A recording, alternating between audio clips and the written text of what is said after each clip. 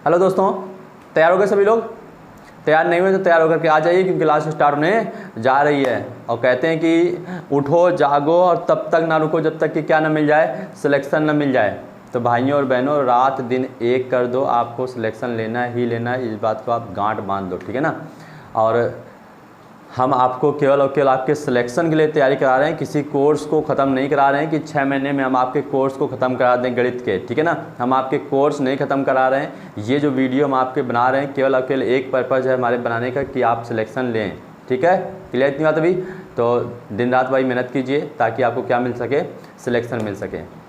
और दूसरी चीज़, जिन साथियों के पास, जिन भाइयों के पास, छोटे या बड़े भाइयों के पास पैसे नहीं हैं ऑफलाइन क्लास में फ़ीस देने के लिए, या फिर किसी अच्छे संस्थान से कोचिंग से लगता है कि बहुत अच्छे कोचिंग संस्थान है जहाँ पे बहुत अच्छा पढ़ाया जा रहा है, लगता है ऐसा बस केवल, तो हमने कहा वहाँ पर आपके पास पैसा नहीं है पैकेज देने के लिए, ठीक है, पैकेज लेने के लिए, तो परेशान मत होइए, क्योंकि हम आपको एक पैकेज के तरह ही पढ़ा रहे हैं। हम आपको हर एक चैप्टर्स के कंप्लीट वीडियो आपको दे रहे हैं, जो ट्रिक कॉन्सेप्ट के साथ होंगे।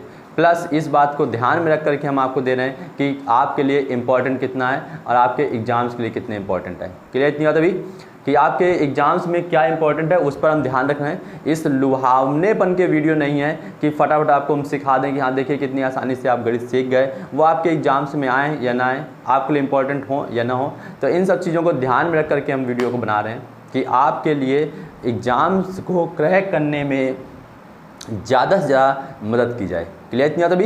तो आप घर पर ही रह करके वीडियो को देखिए और अपनी गणित को मजबूत कीजिए, पहली चीज़।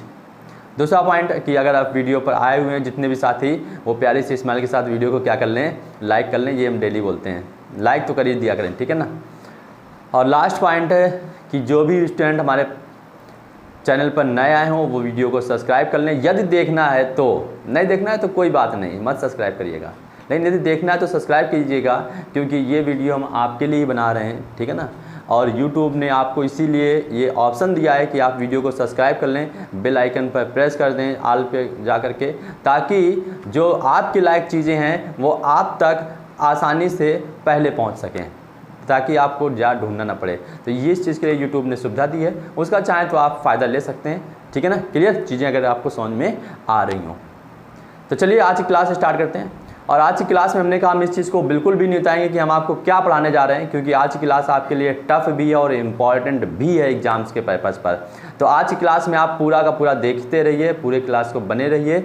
और बहुत ज़्यादा क्लास नहीं, 20 से 25 मिनट की क्लास होती है, उसमें आप सब कुछ सीख जाते हैं। क्लियर इतनी बात अभी? तो चलिए शुरू करते हैं, बहुत ज़्यादा टाइम नहीं वेस्ट करते हैं। तो आज की क्लास का ये रहा हमारे पास पहला क्वेश्चन। तो देखिए पहला क्वेश्चन क्या लिखा हुआ है। लिखा गया, एक विक्रेता एक रेडियो एवं एक घड़ी को 1800 रुपये में खरीद कर रेडियो को 10% लाभ पर एवं घड़ी को 5% हानि पर बेच दिया। उसे कुल मिलाकर के 45 रुपये का लाभ हुआ। उसने रेडियो को कितने रुपए में खरीदा? क्वेश्चन समझ में आ चुका होगा, एक बार एक्सप्लेन करते हैं। एक विक्रेता है, एक रेडियो एवं एक घड़ी को 1800 रुपये में खरीदता है। मतलब दो वस्तुएं खरीदी जा रही हैं, एक रेडियो और एक घड़ी, ये दोनों को मिलाकर के 1800 रुपये पेड किए जा रहे हैं। जरूरी नहीं है कि वो 900 की हो, या फिर एक कोई 1000 की हो, दूसरी 800 की हो, एक 1200 की हो तो दूसरी 600 की हो। इस तरह के अनुमान में सामान हमने बोला है, ठीक है ना, कि एक रेडियो एक घड़ी की कुछ अपनी अपनी कीमत होगी, लेकिन टोटल कीमत कितने रुपये है? 1800 रुपये है। जब उसने रेडियो को बेचा तो रेडियो को जब बेचता है तो 10% का लाभ लेता है, और घड़ी को बेचने पे 5% की क्या लेता है? हानि लेता है। तो उसे कुल मिलाकर के 45 रुपये का लाभ हुआ। कितने रुपये का लाभ हुआ? उसे कुल मिलाकर के 45 रुपये का लाभ हुआ। उसने रेडियो को कितने रुपये में खरीदा? तो हमने कहा जो वीडियो कंटिन्यूस देख रहे होंगे वो यहाँ पे इस चीज़ को समझने की कोशिश करेंगे कि क्वेश्चन में कौन सा कॉन्सेप्ट लग रहा है। हमने कॉन्सेप्ट बताया था कि यदि आपको ए का मान दिया जाए और आपको बी का मान दिया जाए और ए बी का संयुक्त मान दिया जाए तो कौन सा कॉन्सेप्ट लगेगा? हाँ बिल्कुल ठीक सोचा आपने कि वहाँ पर एलिगेशन लगेगा। क्या लगेगा आपका? वहाँ पर एलिगेशन लगेगा। यहाँ पर देखो, रेडियो को 10% लाभ पर, घड़ी को 5% हानि पर, और दोनों को मिलाकर के 45 रुपये का क्या हो रहा है? लाभ हो रहा है। तो इसका मान दिया गया, इसका मान दिया गया, दोनों को मिला करके दिया गया है। लेकिन समस्या ये हो रही है कि ये परसेंटेज में है, ये भी परसेंटेज में, लेकिन ये किस में है? रुपए में है। तो इसका मतलब इसको भी किस में होना चाहिए था? प्रतिशत में होना चाहिए। तो इसको पहले हम परसेंटेज बना लेते हैं। कितना हमारे पास टोटल? 45 रुपये है, और टोटल जो है ये कुल लाभ हो रहा है, कुल रुपए से लाभ होगा, तो 45 बटे में कितना हो जाएगा 1800 इंटू में कितना हो जाएगा 100, ये 2 जीरो जीरो कैंसिल, यहाँ पे हम डिवाइड करेंगे 9, 9 पना 45, 5 से 9 से 9 पना 45, 9 दूनी 18, कितना आ गया 5/2% का क्या होगा फाइनली लाभ हो रहा है। कितने परसेंट का 5/2% का लाभ हो रहा है। तो जो टोटल लाभ हो रहा है जहाँ 45% 45 रुपये लिखा है, यहाँ पे हम लिख देंगे 5/2% का क्या हुआ हमें लाभ हुआ। यहाँ तक क्लियर। अब ध्यान दीजिए, अगर रेडियो की बात करें जिसमें हमने आर से रिप्रेजेंट कर दिया, तो आर से रेडियो को रिप्रेजेंट कर दिया और घड़ी को हमने वॉच से रिप्रेजेंट कर लिया, जो कि हमारे पास ये है।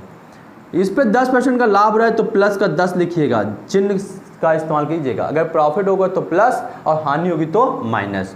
तो 5% की हानि हुई तो माइनस का कितना लिख दिया यहाँ पे 5। यहाँ पर हमारे पास प्लस है तो प्लस का 5/2। अब देखो समस्या ये होती है कि जब बटे में संख्या होती है तो इसको हम बटे वाली संख्या को ख़त्म करते हैं। तो जितना बटे में लिखा हुआ उतने ही नंबर से प्रत्येक में क्या कर दो, मल्टीप्लाई कर दो। तो जब प्रत्येक में मल्टीप्लाई कर दो तो नया रेशियो बन के आ गया हमारे पास। नया रेशियो क्या बन गया 10 दूनी 20, 5 दूनी 10 माइनस का 10, और ये बन गया हमारे पास कितना जा करके 2 से डिवाइड करके कितना आ गया हमारे पास 5। इतनी बात क्लियर। ये प्लस चिन्ह का इस्तेमाल जरूर करना, चिन्ह गड़बड़ा जाएंगे तो गलत हो जाएंगे इस बार। अब हमने क्या सिखाया था, अंतर निकालना। क्या सिखाया था आपको, अंतर निकालना। अच्छा, इसका और इसका अंतर निकालेंगे, और अंतर निकालने के लिए हमने कहा था बड़ी संख्या में से छोटी संख्या घटाएंगे। तो बड़ी संख्या कितनी है हमारे पास 5, और छोटी संख्या कितनी है -10। जब घटाएंगे तो -10 प्लस 10 बन जाएगा, तो 5 प्लस 10 फाइनली कितना आ जाएगा हमारे पास 15। तो ये कितना आ गया 15 आ गया। यहाँ पर है हमारे पास 20 में से 5 हटाएंगे तो ये भी कितना आ जाएगा 15 आ जाएगा। दोनों को हमने कहा था किसमें चेंज कर लेना, अनुपात में बदल लेना। तो ये हो जाएगा 15 एकम 15, 15 एकम 15। 1 यूनिट इसको मिलेगा, 1 यूनिट इसको। मतलब 1 यूनिट कीमत रेडियो की है और 1 यूनिट कीमत ही किसकी है, घड़ी की है।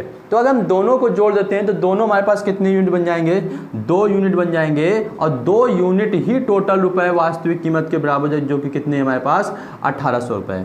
तो 1 यूनिट का यदि हम मान निकालते हैं तो 1 यूनिट का मान कितना आ गया 900 रुपये आ गया। 1 यूनिट का मान कितना आ गया 900 रुपये आ गया। अब हमसे उसने पूछा था कि ये बताओ घड़ी रेडियो की कीमत क्या थी, रेडियो कितने रुपए में खरीदा था।